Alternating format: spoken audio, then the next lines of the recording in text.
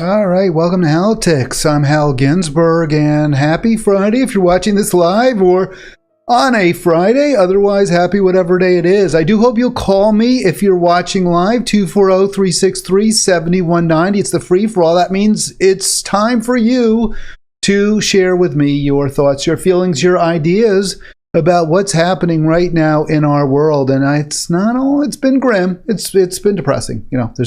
But I think sometimes misery does indeed love company. If you share your feelings, your sense of what's going wrong, but how maybe we can pull together to make things just a little bit better, then I think maybe we will feel a little bit better and actually make things better. That's certainly the hope.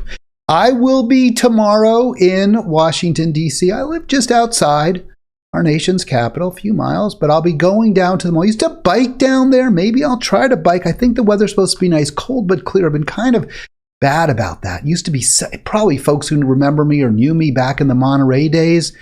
You knew how much I used to bike all the time. Biking to work was one of the great appeals of living on the Central Coast and being so close to the Pacific, and just getting to ride along the path there was just a pleasure, was a luxury. I was certainly privileged to have that opportunity. I can still ride, but I don't do it as much. Walking more physically, it takes its toll. The biking, unfortunately, but I still try to exercise as possible. So tomorrow on the mall, DC, starting at 2. It says Freedom Plaza will be marching. Freedom Plaza is actually just above the mall. It's north of the White House, but we'll be also on the mall. So marching there as well. I keep saying the mall, but it's really outside the White House at Freedom Plaza, 16th Street North. It's just where it ends at Lafayette Square. 240-363-7190 if you want to join me. And hey, if you're planning to be there or march anywhere, I certainly remember how great the Monterey Peace and Justice Center was and how involved it was in fighting to end the scourge on humanity, the killing by organized, mechanized armies. So that's what we're going to be fighting to stop tomorrow in Washington, D.C. Unfortunately, Congress is not as concerned as we are about how deadly, how destructive, how harmful war is. And the Republican Congress House did indeed pass this $14.3 billion aid package for Israel. And I'm kind of, what does Israel need aid to do? Just kill Palestinians, right? I mean, what else? Are they using that, I guess, to protect themselves from missiles launched against them? The relatively crude rockets that Hamas sends over, they can intercept, and they don't do much damage, if any. But if you want to send missile shields anywhere, Congress, I would say send it to Gaza. They're the ones who are under constant barrage, constant assault, not Israel. So we are seeing this rush among our Congress members to provide aid to a country that is using that money to kill others, and without any justice to it, without any righteousness to it. And anyone who says, well, they are just responding to the 1,000+ killed by Hamas in the attack on October 7, we know based on Netanyahu's response that that's not what they're doing. They're not trying to protect the hostages. Netanyahu has not even talked to the families of those killed and those whose members were taken hostage. He hasn't spoken to them, and he's completely ignored their pleas for a ceasefire, for negotiations, for concerted effort to rescue those taken hostage. We know that's not in his mind. And so again, you have to question why the House would be so eager to help Israel out, when in fact not even the American public wants to. Most want a ceasefire. Most want this fighting, this killing to end. We saw that it's hurting President Biden's approval ratings, but it probably won't hurt him in the general election because his primary opponents, and I'm not just talking about Trump, I'm also talking about DeSantis and Nikki Haley, they're just as crazed, they're just as bloodthirsty for Palestinian blood as, or worse even, than Biden and as bad as Trump. So I don't, what's there to choose from? I guess, again, Dr. West would be the choice. He's certainly my choice. And if he's yours or he isn't, let me know. I know a lot of you say, well, he can't win. He can't win. He can't win. Well, maybe he can, as long as we say he can't win. I saw a poll that showed RFK Jr. at 22%. Now, the problem is RFK Jr. is as all in for this war against the Palestinian people.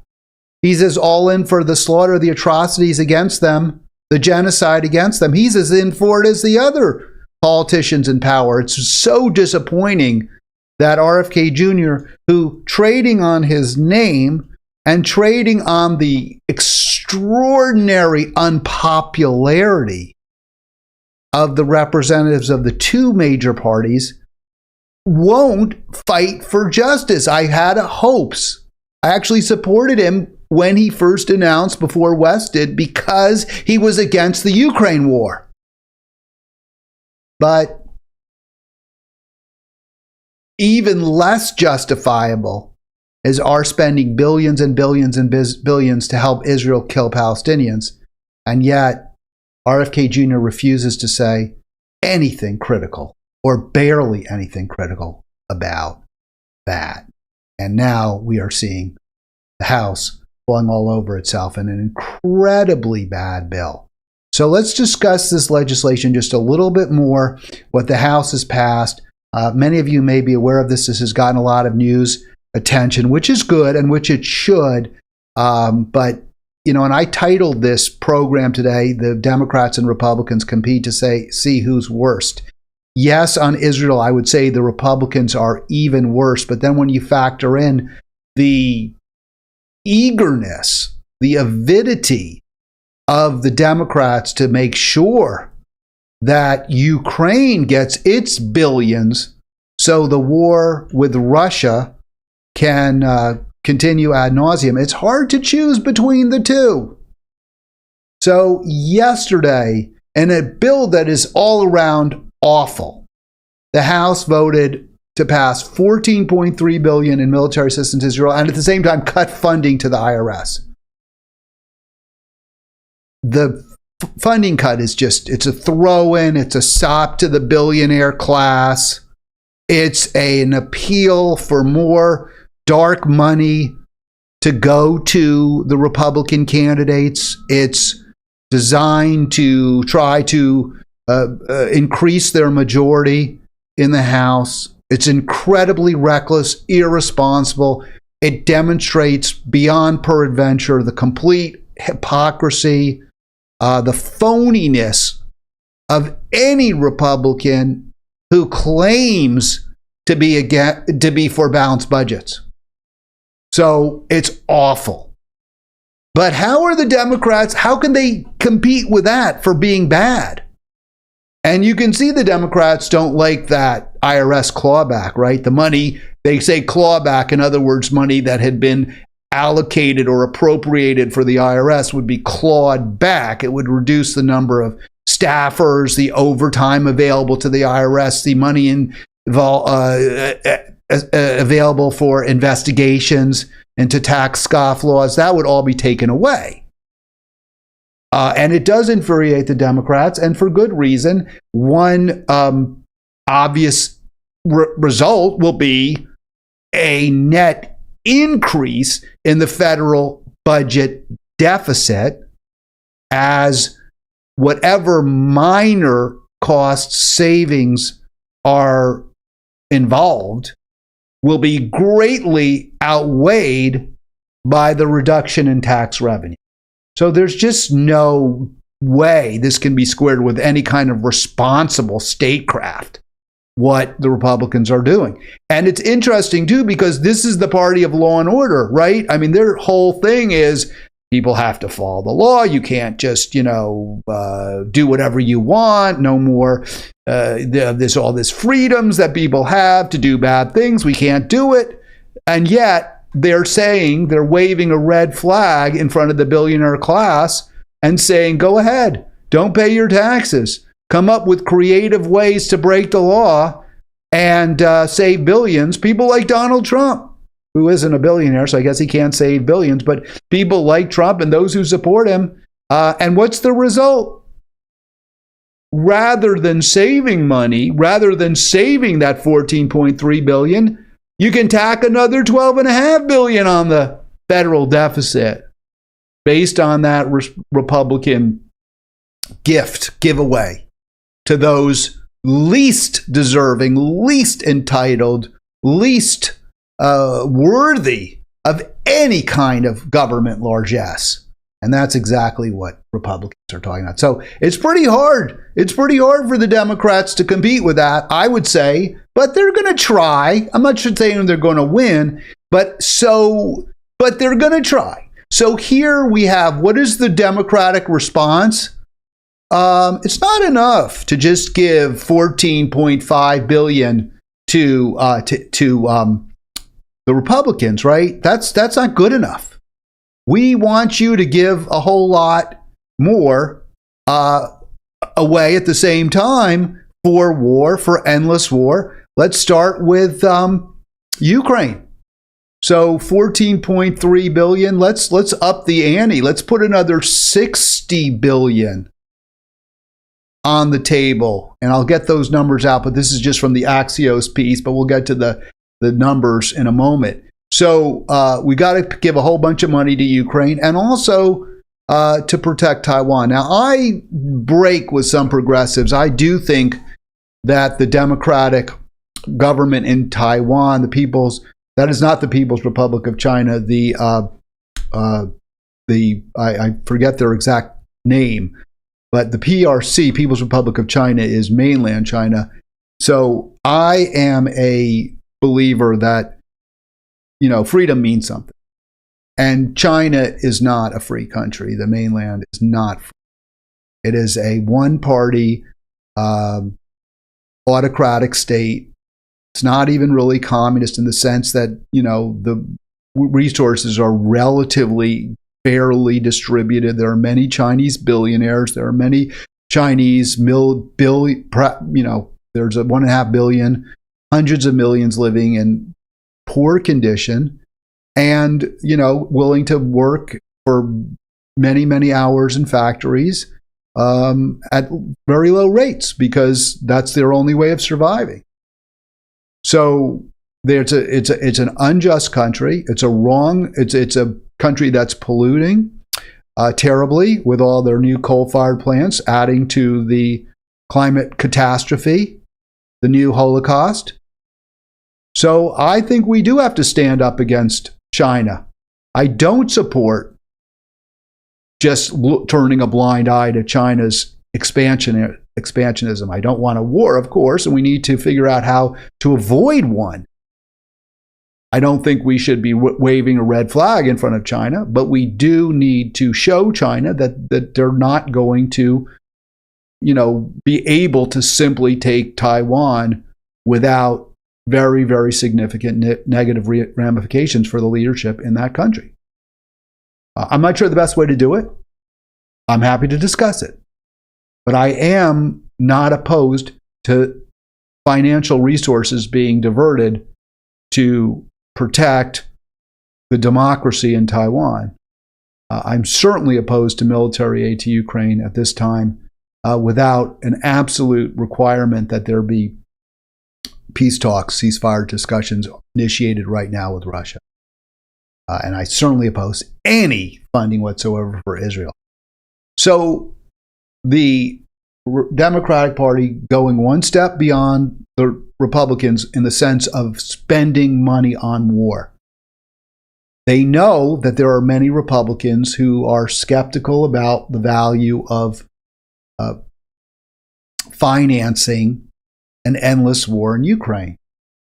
And as a result, they want it all bundled together so that anybody who votes or who opposes the money earmarked for Ukraine would have to vote against Israel, against supplies for Israel. And if they did that, they would immediately earn the ire of AIPAC and the pro-Israel lobby, which would be very, very hard, very, very problematic. We've talked about it.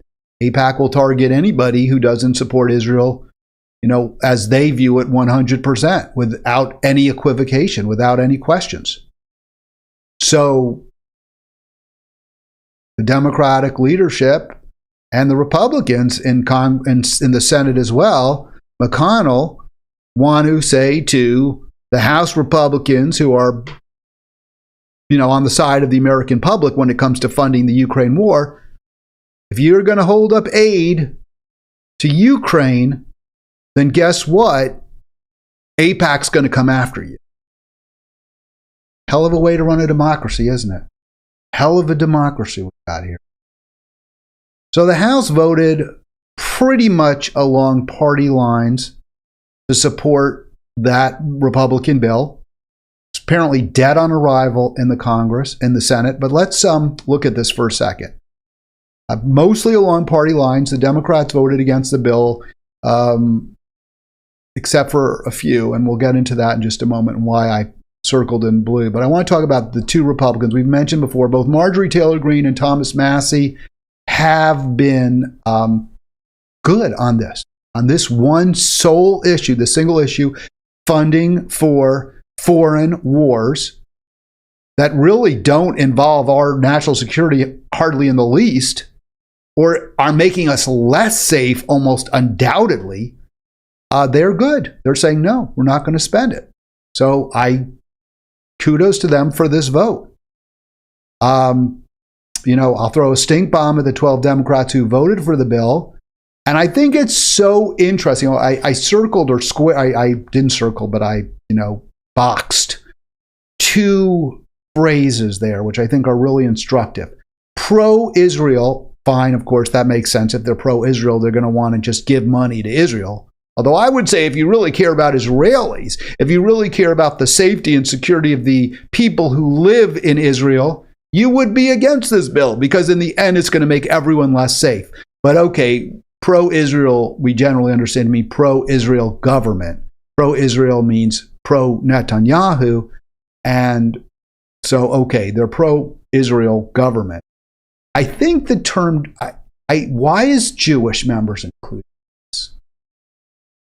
I've heard a lot of Jewish people and others too lament the recent increase in anti-Semitism.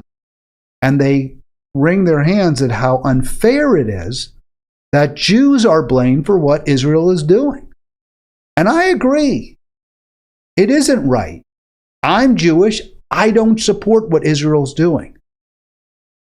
But the media insists, and Israel insists, on conflating Jewishness with being in support of Israeli policies. And if you criticize Israel, you are so often accused of anti-Semitism, often by Israelis. So the media is playing into that 100% because they're tying support for Israel or the Israeli right-wing killing government as being part of being Jewish. They are actually, in that phrase, fanning the flames of anti-Semitism. They're saying to people, hey, the Jews are the ones who are responsible for this awful policy. Now, there are Jewish people who are responsible, right? Netanyahu is, he's a psychopath. He's a sociopath. He's a mass killer. Yes, and he's Jewish. But we have to separate the two. He's a bad Jewish person, but not all Jewish. Being Jewish doesn't mean you're pro-Israel. And lots of those who are voting for this bill, most of them, the great majority, are not Jewish. They're the Republicans who aren't Jewish, most of them. There are a few, but most aren't. The great majority aren't. So this is important. When you read newspapers and articles online, or you listen to news reports, notice how many times being Jewish is equated with being pro-right-wing Israeli government. It happens all the time. And this is also part of the media strategy. We'll see it. I'm going to give you another example later in the program, similar to this. It's an example of the media pitting us against each other based on identity. Not on interest, but on identity. It's Jews who are responsible for what Israel is doing. If you're Jewish, you're guilty. That's the collective guilt, which has been completely rejected by all human rights organizations. And it's, by the way, what Israel relies on to, Israel Jews wring their hands. I'm not guilty for what Israel does. How dare you attack me for it? How dare you, But then Israel attacks Palestine and blames the residents of Gaza, who are virtually without any agency whatsoever, any power whatsoever, and says, well, you're responsible for Hamas. That's pure collective guilt. Totally wrong. All right. So you can see Axios there fanning the flames of ethnic division, identity politics. They also note that those 12 Dems who voted against or voted for the bill are mainly from swing districts. So why is that important? It's not because necessarily the people who live in those swing districts are so pro-Israel. It's because they can be targeted by it. Because AIPAC can come up with any argument, any reason, any salacious attack that they think would hurt any Congress member who votes as they see it against Israel.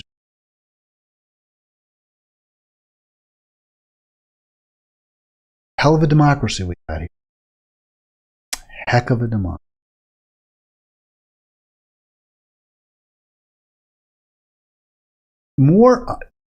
So our again, fighting to see who could be worse, Democrats and Republicans. Who can be worse? So here we have an example of how Republican, and I want to just say, because I gave credit to Marjorie Taylor Greene because she voted against that bill, but now I got to take it away. I mean, she deserves credit for that. And with respect, by the way, this goes to the AIPAC issue too.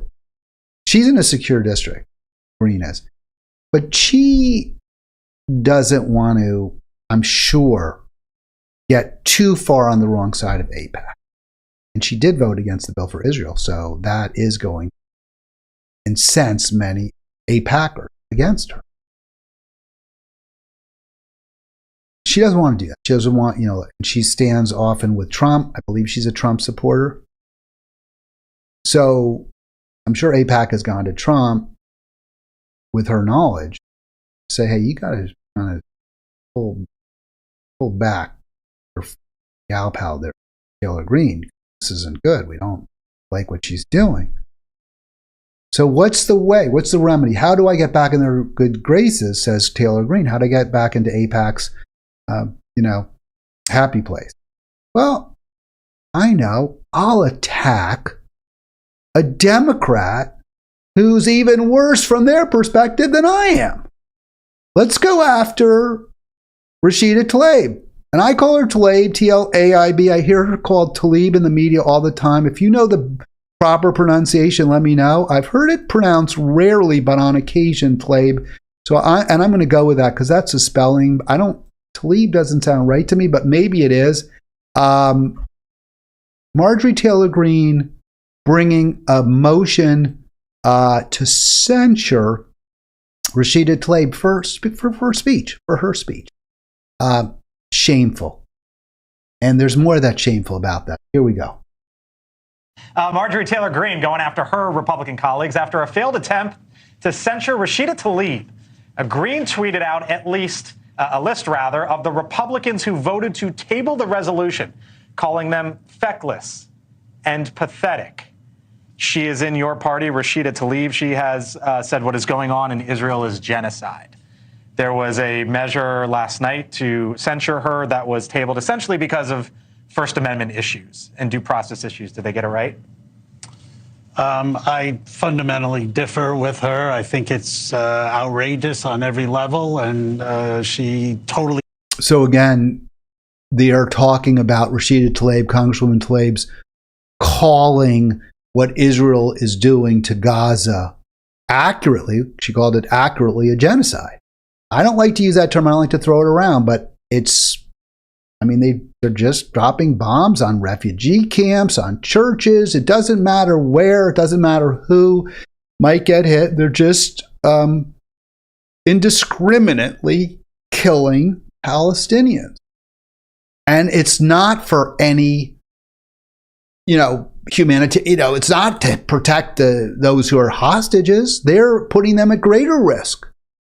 There's not one good thing you can say, not one legitimate reason for what Israel's doing. It's certainly not making them safer. They're just creating more people who hate them. So Tlaib is right.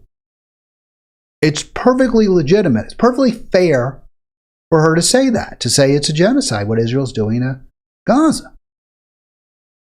And Marjorie Taylor Greene wanted to censure her for that, right? Because presumably Taylor Greene was hearing it from AIPAC.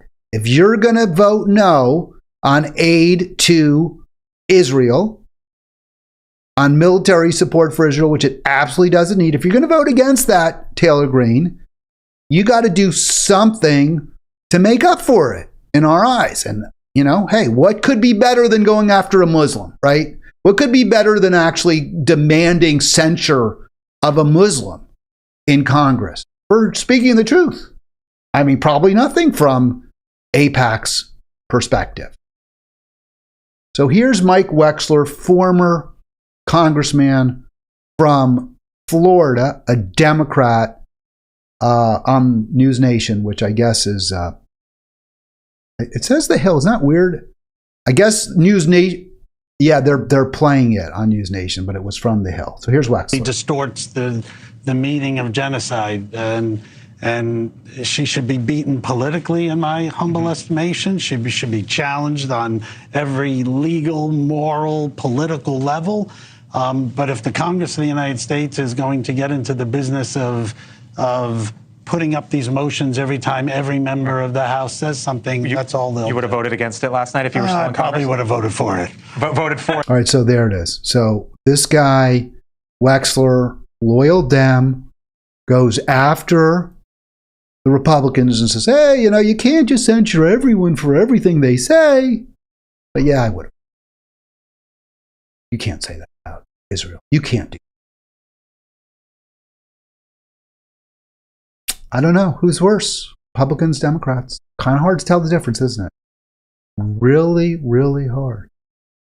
So Marjorie Taylor Greene, not the only Republican to attack anyone who speaks up for Palestine. This is a Republican strategy, and there are plenty of examples. I'll give you one here from Oregon. This is what is it, Oregon? I used to like to do those nicknames for states all the time. I haven't really been doing it as much. Is it the Lodgepole Pine State? There's the Beaver State. I don't know. And Washington, I don't know. Evergreen? Oh, yeah, Evergreen. So here is Dateline, November 2nd, Julia Shumway in Oregon. Oregon Republicans target lawmaker over pro-Palestine statement. Representative Farah Chaichi, I believe it's how it's pronounced, from Beaverton, calls the Israeli-Hamas conflict an ethnic cleansing. Well, I mean, it is, isn't it? Isn't that what Israel's trying to do? Clean out the Palestinians. They're certainly in the West Bank pushing Palestinians off land that their families have, some of them farmed for centuries, concentrating them in cities where crime is going up as a result, poverty is off the charts. They're creating little Gazas on the West Bank. They're cleaning the area out for Israeli settlements, for Jewish settlements. And I don't see how that's not ethnic cleansing. It would seem to me that's exactly what it is. All right. So there is Ms. Chai-Chi, Farah Chai-Chi there is in this picture, and seems like she's getting along pretty well. I was sort of taken by this picture. I wanted to share it from the article there. Earlier this year with Emily McIntyre, who's a Republican, and they were working together on those pink ballots, I think, name tags or something. So at least within the past few months, Representative Chai-Chi was getting along pretty well. Maybe it's Chai-Chi. I'm sorry if I got it wrong. With a Republican there, McIntyre. But now the Republicans want her censured because she called what Israel is doing in Gaza ethnic cleansing. Free speech is no longer, or speech is apparently no longer free. Very, very upsetting. Very, very scary. We are living in very rough times right now. So many, intellectually, can't speak art. So from the article, Oregon Republicans are calling for the only state lawmaker of Middle Eastern descent moved. So again, and I wanted, because I mentioned how supporters of Israel are identified as Jewish, right? So what the media is trying to do, or what the media is doing, is making the divide a religious one. And I'm not saying that doesn't play a role. It does. Religion certainly plays a role. But the last thing we should be trying to do, at least if we're progressives, if we're pro-peace, is make this about warring ethnic, fighting for, fighting based on ethnicity. It's really not that. I mean, that is being exploited. That fact, that tribalism is absolutely being exploited by elites. But what the governments are doing here, what the Republicans are doing here, and what the Oregon Republicans are doing against Farah Chai-Chi, and what Taylor Greene was trying to do to Tlaib, in my opinion, isn't based on their ethnicity. It's because they've said things that the elites don't like, that those in power don't like. So Oregon Republicans are calling for the only state lawmaker of Middle Eastern descent to be removed from legislative committees and face an expulsion vote because she called for a ceasefire and criticized the Israeli Hamas war as ethnic cleansing of Palestine. So my question is, and I don't know what the answer is, would she be targeted for removal if she were not of Middle Eastern descent? Maybe she would, maybe she wouldn't. But I have a problem with the assumption that this is what's relevant. This is what's most relevant. It seems to me that what's relevant is she's taking a position that offends and upsets the donor class. That's why she's being targeted. That's my ultimate takeaway. And we shouldn't be, as progressive, if we're really for peace, if we're really for justice, if we're really for standing together, we shouldn't be conflating political positions either with political position, political positions with ethnicity, or for that matter, with as the reason that they're for criticism. In other words, Barachaichi is not necessarily opposing what Israel's doing and criticizing ethnic cleansing because she's of Middle Eastern descent. Plenty of people who aren't of Middle Eastern descent are doing the exact same thing. Likewise, she may not be targeted because she's of Middle Eastern descent. She's being targeted because she's criticizing a policy that is popular with rich and powerful. That's why. All right, 240-363-7190 if you want to join me. Got a couple of other stories I want to get to. I focused awfully much this week on Israel-Palestine. It's very upsetting for me as a Jewish person, honestly. I mean, I just made this whole big deal about identity is not the most important thing. But yes, as a Jew, I'm particularly upset by what other Jewish people are doing. I do, we're all tribal, and I do align myself or feel an affinity with the Jews of Israel that I don't feel towards the Palestinians in Israel-Palestine. So when my co-religionists, many who probably, look somewhat like me in terms of, skin, the tone of my skin and my hair and all that, coming from similar places in Ukraine maybe, when they act so barbarically, when they act so horribly, evilly even, then I'm, very, very upset. It's terrible. Awful. All right.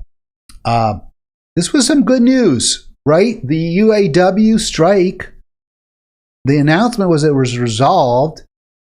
Sean Fain taking a victory lap. He's the UAW president.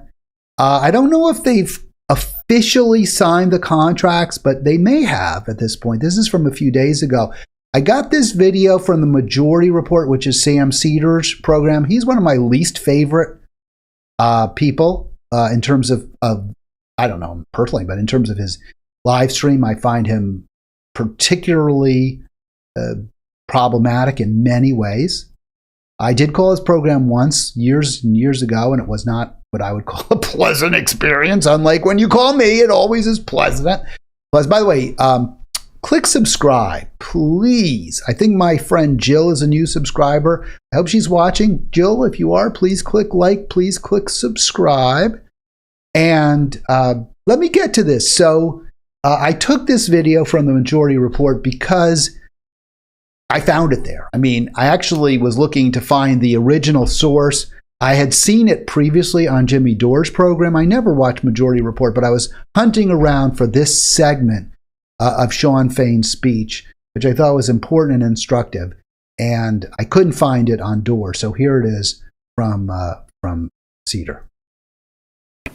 Contract demonstrates the incredible power that workers have when they are not afraid to use it. This is why your national negotiators, the UAW Ford National Council, Vice President Browning, and myself wholeheartedly endorsed this record-breaking agreement. We went to Ford with the goal of not leaving a dime on the table, and we accomplished that. But the choice about what happens next is up to all of you. No matter what you decide, this contract remains a huge victory. For far too long, we were being left behind by an economy that only works for the billionaire class. In the billionaires' economy, working class communities continue to get left behind, plants continue to close, families continue to struggle, while the CEOs and the wealthy pocket every last dime. This contract is about more than just economic gains for auto workers. It's a turning point in the class war that's been raging in this country for the past 40 years. For too long, it's been one-sided, and working class people have been left behind. That's why this contract is more than just a contract. It's a call to action to workers everywhere to organize and fight for a better life. The auto. All right, so I'll stop it there. I thought it was very powerful what Shawn Fain, the president of the UAW, said there. He's getting what I believe are deserved kudos for negotiating 25% raises right across the board. Some are even higher. New workers will get a higher starting salary than 25% more than now. It'll be about 40%, I believe. It's going to be easier for other auto plants that aren't currently organized to do so. So there's a lot of positives there. They're going to eliminate a significant amount of the difference between the temp workers' compensation and the permanent workers. And that's important because of the incentive that all three plants have now to hire temp workers and not permanent workers to slowly erode the number of unionized workers at the plants. So all of that is really good. And I think Shawn Fain, obviously, and his whole leadership team and all of the workers who are out on the picket lines deserve a huge amount of respect and thanks and gratitude. I do wonder if he is going too far in terms of lauding this as a real victory for workers across the board. I believe that in the 19th century, when the labor movement really began to gather steam in this country, the late 19th century, it was critically important, and victories for one group of workers meant a victory for all. No question. But now in a globalized economy, where plants, where businesses, where employers can much more easily than they could in 1885 simply pick up operations and move them overseas, or frankly move them to a state which is anti-labor, like many in the South, it's tougher for unions to hold on to the game for their workers because corporations have the ability now to replace them much more easily in many different ways, with automation, with labor from non-pro-union states, or just simply moving operations overseas. And I'm not convinced at this point that the Democratic Party is going to champion workers to the extent necessary to protect them from these types of actions by corporations to avoid paying workers anywhere near their fair share. There's also a cost involved, that we really didn't see, I think, to the same degree 150 years ago. When you unionize, if your company, if you are a manager company that unionizes, you do lose an advantage, or you become competitively disadvantaged against your competitors who are not, who don't face the same labor costs. That was less of an issue, 120 years ago, where if you were a garment manufacturer, you made shirts, you probably made the shirts for sale within about a 15, 20 mile radius of your plant. Distribution obviously became easier and easier. But a shirt company would sell shirts to the people who lived near the shirt factory. So it was less at risk of losing business to companies that were in other cities, other states, other countries than today's businesses are, because it's so easy to transport goods and services across lines. So you see here some of the possibilities in response to what Shawn Fain was saying. U.S. car companies and foreign automakers may become even more resistant to unionization campaigns. These companies already have lower labor costs than the big three. Just what I was saying, that gap is expected to widen. So they're not going to want to lose that advantage. And moreover, this could put, GM, I'm impressed. The big three, Stellantis, formerly Chrysler, Ford, they're all profitable. But I wonder, it's a cyclical industry. I wonder how long those profits can continue. I don't believe, and I've driven GM cars, driven for all of them. I don't think their cars are that great. I still think in general you get better manufacturing from other automakers. So I'm not confident that these record profits are going to continue in the long run. And if they don't, then they're going to start cutting workers. So it's a problem. That's why you need a government. That's why we have government, to ensure a level playing field. So when one company does right by its workers, it doesn't immediately lose business because of price pressures that make it impossible to compete with lower cost competitors. That's why you need a government. That's why you need a government to guarantee all single payer health coverage. So the costs of the health care that these workers absolutely deserve as a human right isn't borne by their employer. When it is borne by the employer, that adds very, very significantly to the cost of doing business.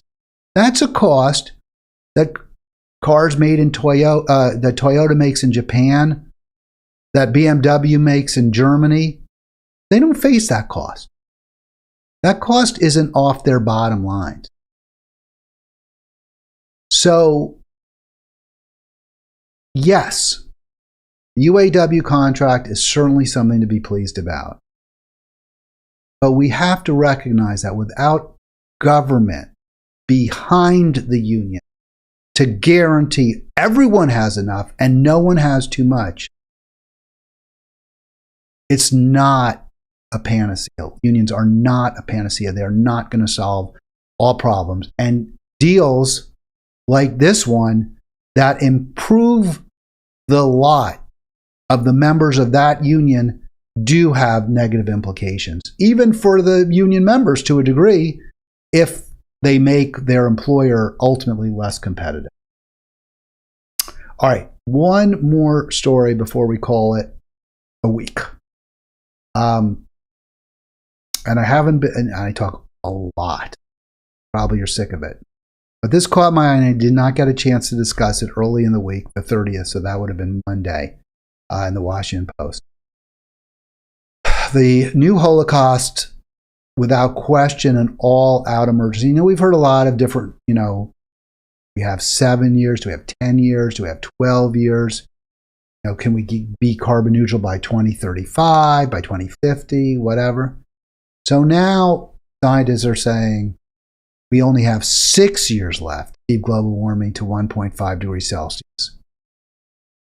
And actually, I would say we have 0 years left because we have already seen temperatures in the past year and this year at a 1.5 degree Celsius increase over pre-industrial years. That steady incremental rise with the hockey stick at the end showing how, we reached a tipping point with the climate crisis and the amount of CO2 in the atmosphere. So we're basically already there. And let's get into what Shannon Osaka tells us from the Washington Post. Here it also was some. So this is this week. And what you're seeing, skip. So scientists are now saying that our carbon budget, that's what they, how much we have. We're always talking about budgets and we have that budget. We have budget deficits and all this, and Republicans always complain about it, except when it comes to cutting tax revenue. That only makes the budget deficit. So, there's basically a amount according to scientists, of carbon, fossil fuels, which when we burn, it generates CO2 that goes into the atmosphere. There's only enough for 6 more years of current fossil fuel consumption before we'll go over 1.5 degrees. That's shrunk by a third. I don't know how long. We only have 6 years, but yeah, it says it's shrunk by a third, which I'm kind of curious. Like, from when? Shrunk from when? Like, how long has it took for that time to shrink? I guess in just the past few years since COVID, because you'll see that the amount of CO2 that we're injecting into the atmosphere continues to rise. So despite all the efforts, alleged efforts, despite electing Democratic majorities in the House and Senate, 2008, 2020, we have not gotten our consumption under control in any means. We're not reducing. We aren't as a country, and we certainly aren't as a world, as a planet. And that is terrifying. CO2 related energy use continue to climb. And now scientists are saying they can't ignore it. They can't say, oh, well, we still have time. Nope. They're using the term climate crisis, climate emergency. I use climate cataclysm. I use new Holocaust, because that's what it is. And I think words should be up to the moment. It's one thing to talk about how bad the crisis is in terms of temperature, in terms of raw numbers, in terms of how much is going up, in terms of CO2. But what is the actual implications to human beings? Not good. And I was disappointed because the Washington Post story didn't explore this. Okay, it didn't get into it. So I went back 4 years. This is from CBS News. Human civilization faces existential risk by 2050. So, cities we live in, our vast network of communications, our culture, our quality of life, this is all at risk within many of our lifetimes. What did I say? I have maybe 30 years to go, hopefully, maybe 35. So I'll see this. I'll see this happen unless we get our climate, catastrophe, unless we get the fossil fuel consumption under control, which it sure doesn't look like it. That was in 2019. And since then, we have seen fossil fuel consumption continue to climb. So let's get into the details a little bit more. It's a little bit more from this article.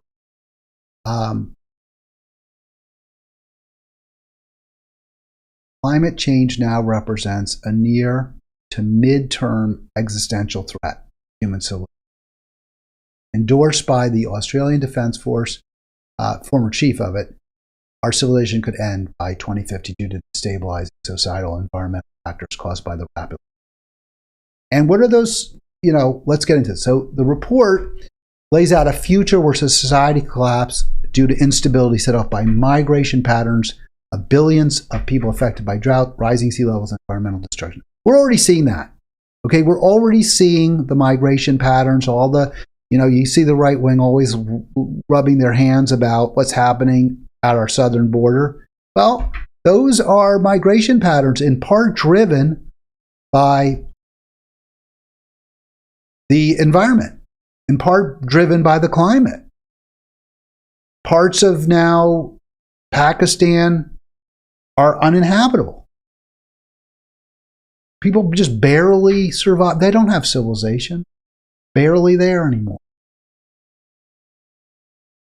The wars in the Middle East are in part over scarce resources, declining crop yields, rising food prices.